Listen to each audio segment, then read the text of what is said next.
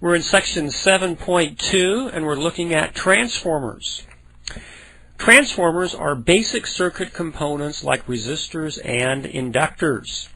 Transformers are used in nearly every electronic system that operates from AC power, so they are widely used. Transformer operation is based upon the same principle as inductors.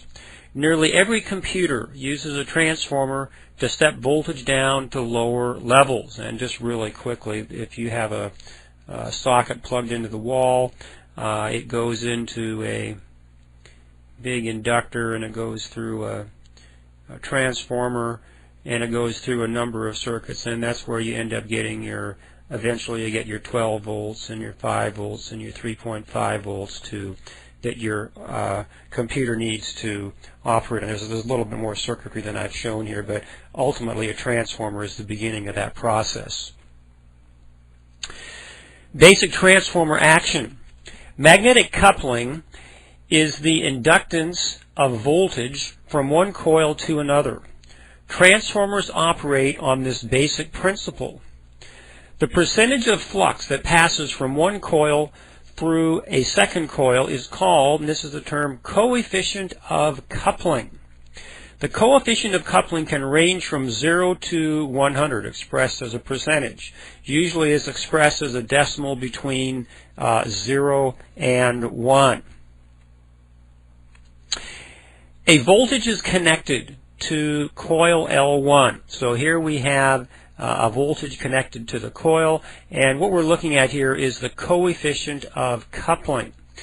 Now the voltage connected here wants to induce a voltage in L2, but if you'll notice, L2 is really outside the range of the flux of L1, and so the voltmeter here is showing 0 volts because it simply isn't close enough. So the coefficient of coupling here would be, be a nice 0.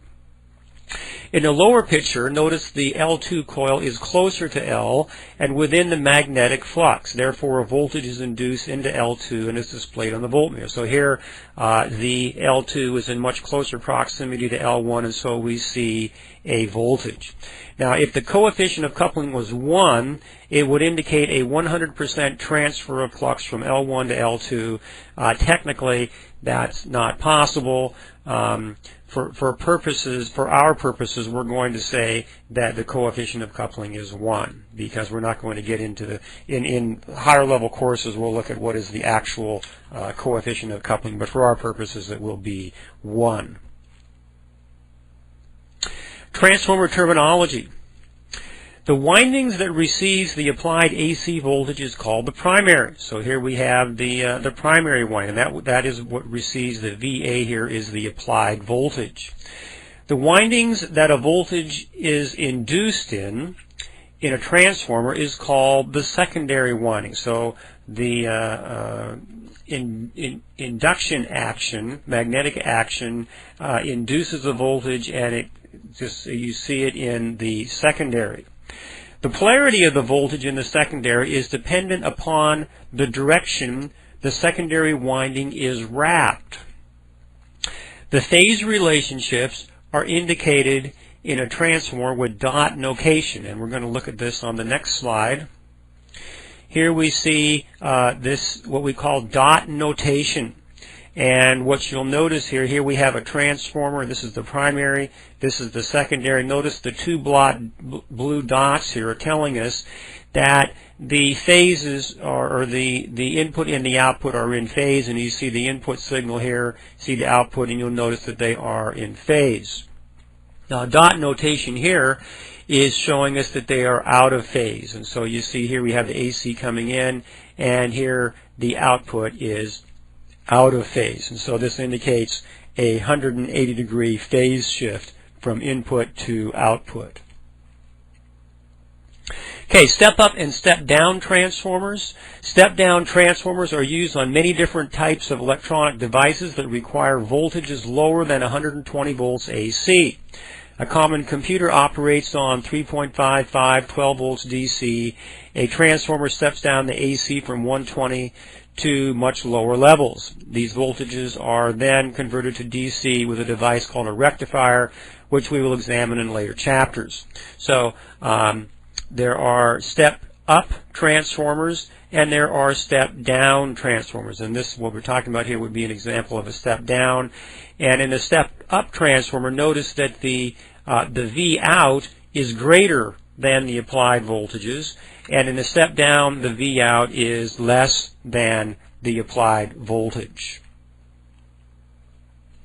Okay, transformer types and applications.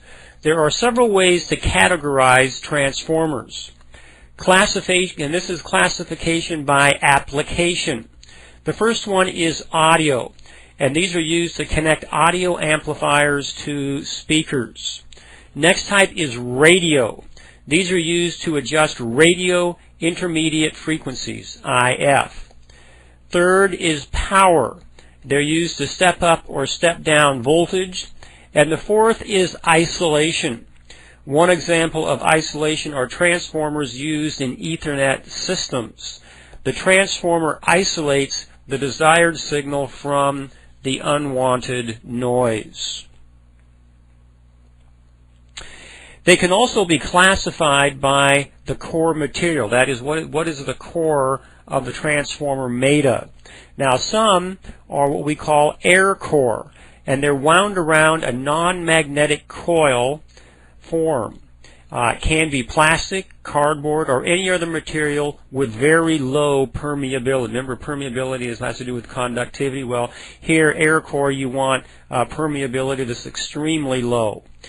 Flux that does not cut both primary and secondary is called leakage flux, and with air core you'll have quite a bit of what we refer to as leakage flux. Then there are iron core transformers. They have a highly permeable core, generally limited to the audio frequency range. An audio frequency range, as a rule of thumb, is from 20 hertz to about 20 kHz. And these are commonly used as power transformers. Then there are the ferrite core. These have high permeability. They are of a ceramic material and they tend to be quite brittle. They're used in the audio frequency range as well as high frequency, well up into the megahertz, and obviously you're not going to be able to notice this is the audio, and megahertz is millions of cycles. And they have low level of leakage flux. Okay, classification by winding connection. The sketch to the right shows a primary providing several sets of windings for the secondary. Now, here we have, this is the way that a primary actually looks. Here you have the applied voltage and you have the windings going around the primary core here, and then the secondary side here we have windings going around, and this would be an applied voltage, and there'd be two voltages tapped off of this secondary. Now, if you would look at this on a schematic diagram, it would look like this, and this would be the primary here, and then this would be the two coils tapping off voltage in the secondary. Okay, classification by winding connection. Drawings A and B show transformers where the manufacturer has only one secondary but has used center taps so that several different voltages can be, quote, and here's the word, tapped off the secondary. And so here we have a secondary, and you'll notice that there are wire connections made to, in some cases, several points. And so what would happen here is that, you could have one voltage off of this, and then another voltage could be tapped off here, and possibly another voltage tapped here. So we could have several voltages tapped off of these, off of one secondary, rather than having multiple secondaries. And this is commonly the way it is done. And the manufacturer simply has to go in and connect the center tap to the point where of a voltage that he wants to tap off. Okay, auto transformers. Here, and this is I'm referring to A single tapped winding serves as both the primary and the secondary. Okay, a single tapped winding is acting as the primary and the secondary. One end is common for both primary and secondary. Okay, so we have a common point for primary and secondary. The output is stepped down from the applied voltage. So here we have a voltage that goes across this entire transformer winding, and yet we're only tapping off part of it right here. So in this case, the V out will be less than the applied voltage. So you have a lower value here than you have in your input. In the below circuit, B, the output is across the entire transformer and the input only across a portion of the transformer. This would be used to step up the voltage. In this case, the center tap can sometimes be moved to adjust the final output. So in this case, here we have the applied voltage, and notice that it is connected only across a portion of this transformer. Now, what will happen is that you'll have a flux that is applied here by the voltage, and that will be transferred to the rest of this inductor. Now, what will end up happening is that it will result in, from here to here you'll have the applied voltage, but from here up to here we're going to have increasingly larger voltages. So this is what we would call a step-up transformer, and here to the output would be greater than the applied voltage, and this is referred to as an auto transformer. Okay, circuit analysis of transformer circuits. Turns ratio refers to how many turns the secondary coil in a transformer has in relation to the primary windings. So you see this term turns ratio, and you see NP over NS. So if you see NP over NS, what that's referring to is the number of turns in the primary divided by the number of turns in the secondary. And so if you had the 500 to 100, 500 over 100, then we would say that our turns ratio equals 5. And if the input voltage was 120 volts, then the output would be, in this case, the turns ratio is 5, so 120, divide that by 5, and so our output voltage would be 24 volts. And that's addressing the term turns ratio. Okay, voltage ratio refers to the voltage induced in the secondary of a transformer compared to the voltage in the primary. And so this is the same thing we just looked at here. We said that the number of terms in the primary over the number of turns in the secondary, and that this will be directly proportional to the voltage in the primary divided by the voltage in the secondary. And we just did this. We said 500 over 100 is the turns ratio, and if the voltage is 120, then it would be reflective of the turns ratio.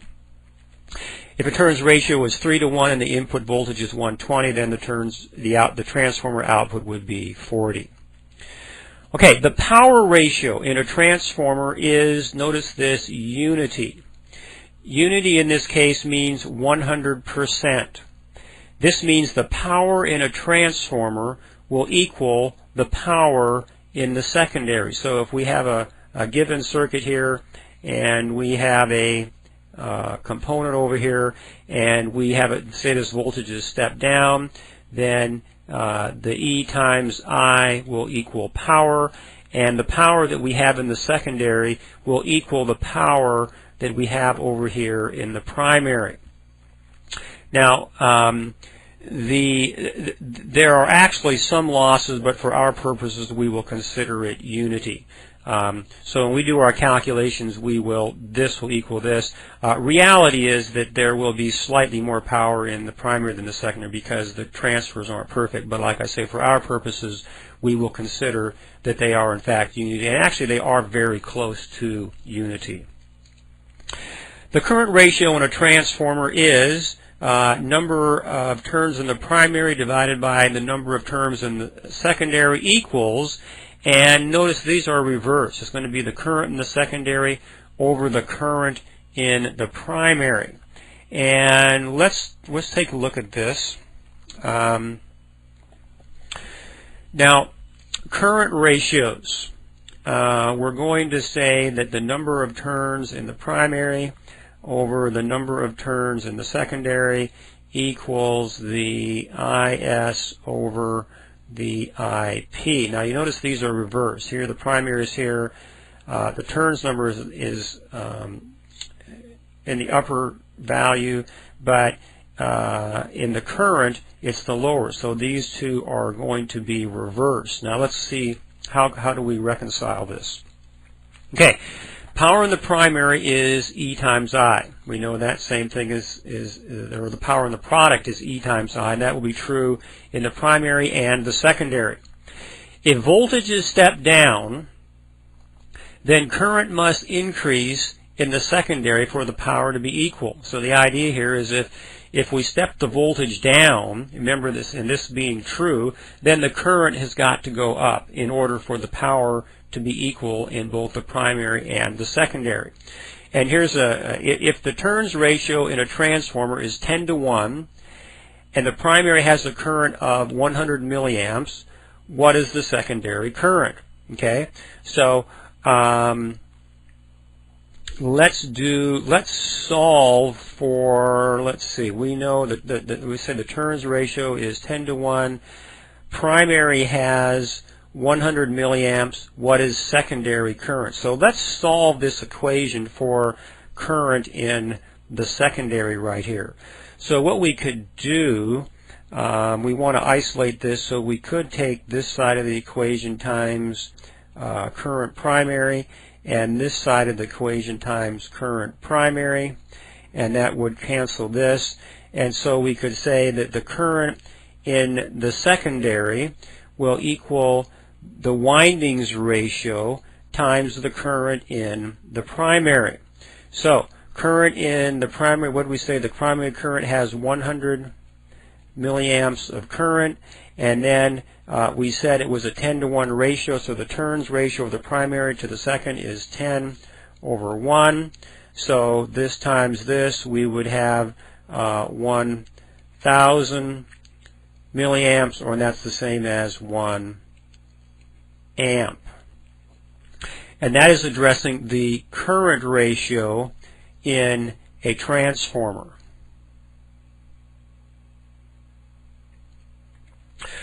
Okay, analysis of transformer circuits. Now we're going to look at the impedance ratio. Impedance ratio is measured in ohms, and because of the relationship between windings can be altered between primary and secondary windings. The reflected impedance refers to the idea that the impedance in the secondary of a transformer is reflected into the primary.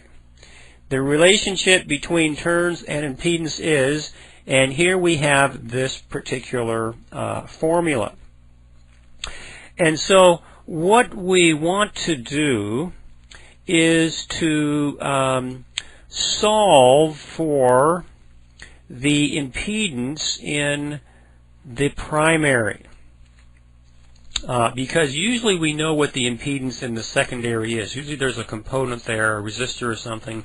We know that resistance, but we don't necessarily know what the impedance in the primary is. So let's solve this equation for that, because this is what we're saying here is that the number of turns in the primary divided by the number of turns in the secondary will equal the square root of the impedance in the primary divided by the impedance in the secondary.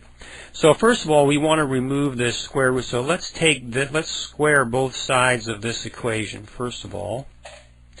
And if we do that, we're going to say that NP over NS squared is going to equal the impedance in the primary divided by the impedance in the secondary. And then if we want to isolate the impedance in the primary, we could take both sides times ZS over 1 and ZS over 1.